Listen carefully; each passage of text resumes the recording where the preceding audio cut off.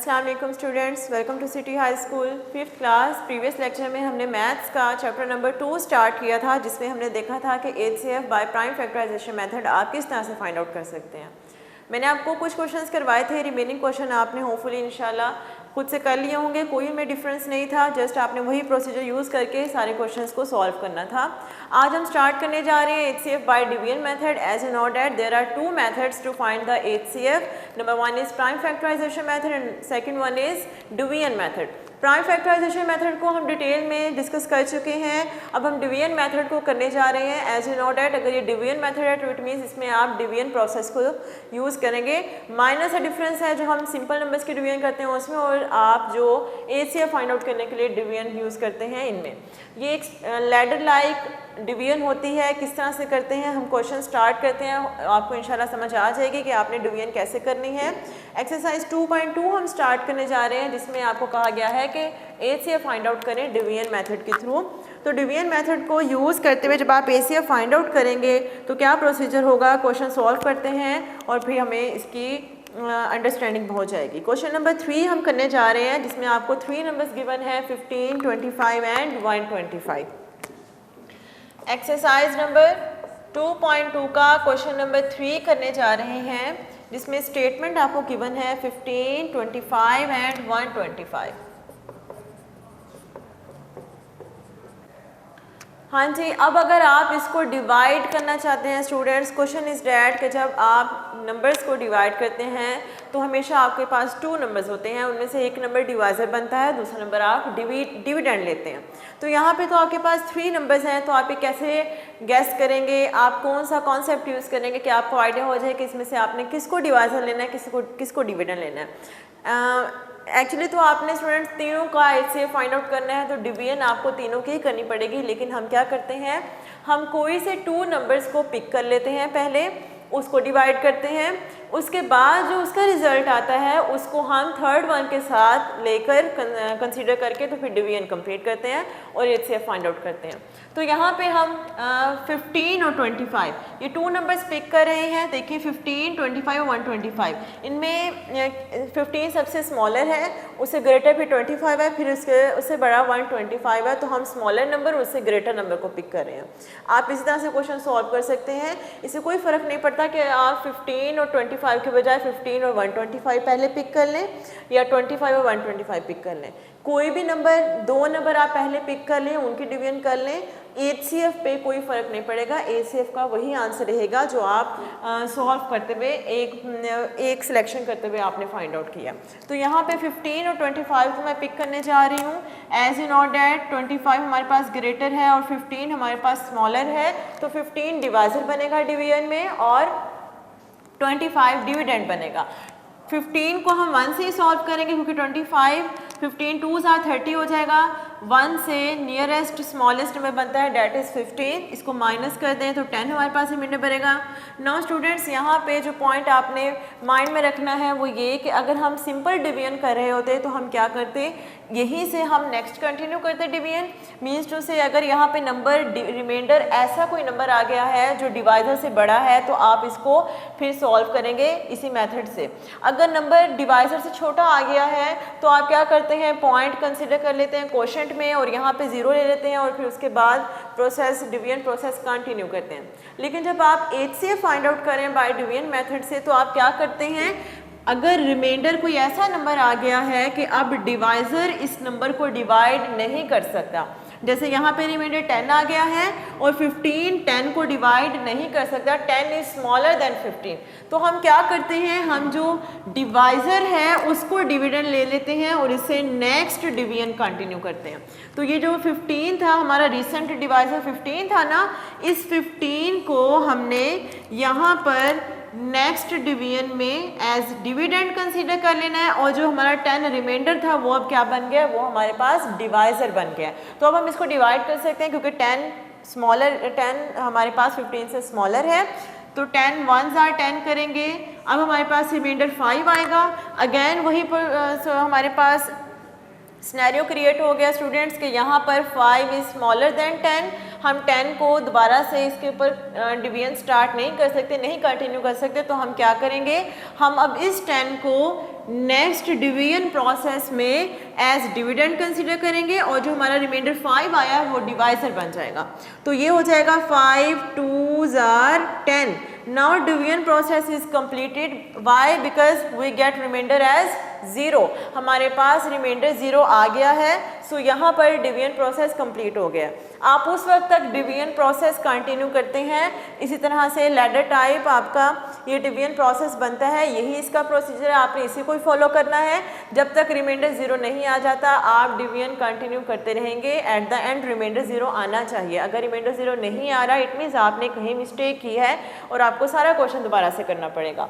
तो अब हमारा रिमाइंडर 0 आ गया। अब आपने ये देखना है, यहाँ पे देखें 1 1 2 3 क्वेश्चंस आए हैं। इसी तरह से हमने 3 डिवाइजर्स लिए हैं।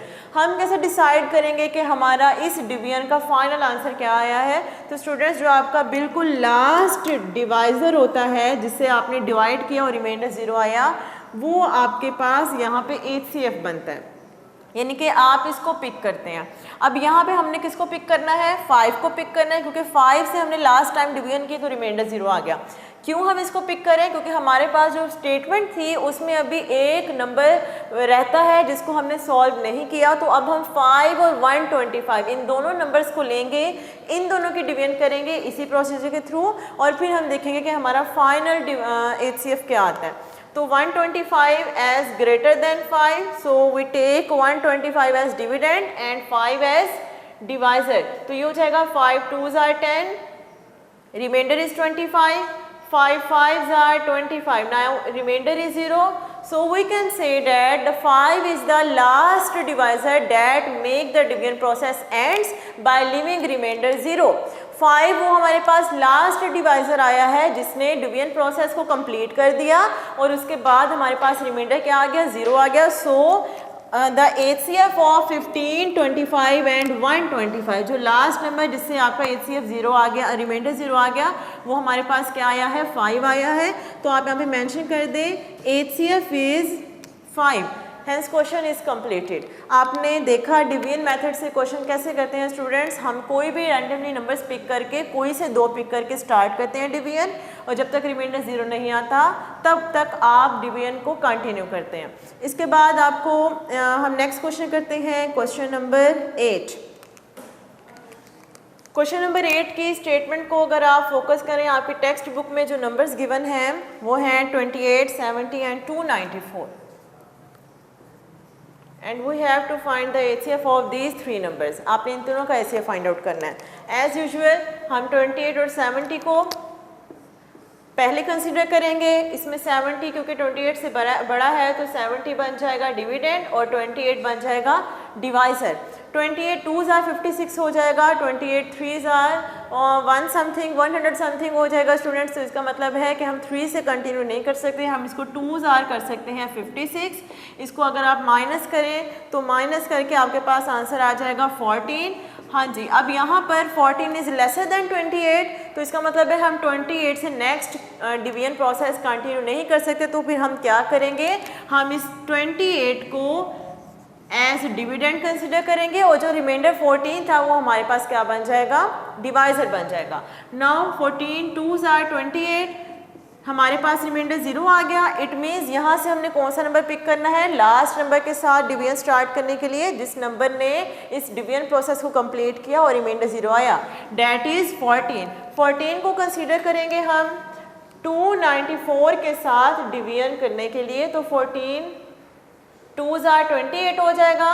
29 माइनस 28, रिमाइंडर इज 1 रिमाइंडर आ जाएगा। 4 को नीचे शिफ्ट करेंगे, now 14 1s are 14, hence remainder is 0। So we can say that the HCF of 28 70 and 294 is 14।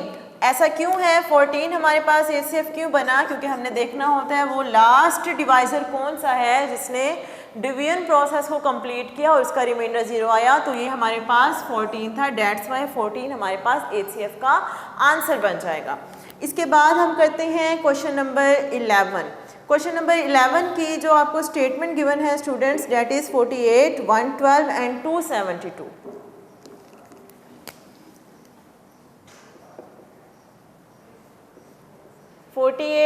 112 and 272, 3 numbers are given.